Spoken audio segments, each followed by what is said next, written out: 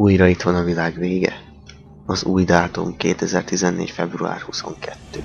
A vikingek szerint jön a leghidegebb tél, és sötétségbe borul az egész világ. A viking jóslatok hasonlóan homályosabb, mint a tavalyi maja világvége körüli legendák.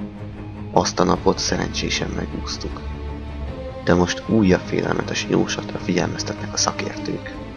Az istenek végezetének eljövetelét különböző jelek mutatják.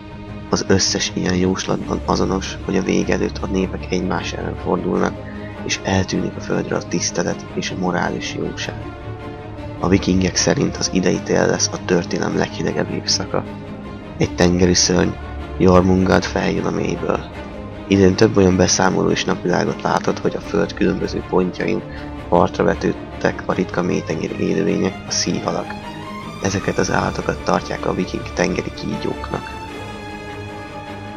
November 14-én New Yorkban megfújták a mítikus kürtöt, Galliarhont, hogy csatába hívja Odin isten harcosait. Ezután 100 nappal érkezik a világ vége. A nap, a hold és az összes csillag eltűnik az égről, mert a mítikus farkasok felfalják az égi testeket, és Fenir megöli Odint.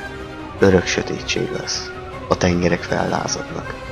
Mindenfelé földrengések lesznek, és a levegő mérgezővé válik.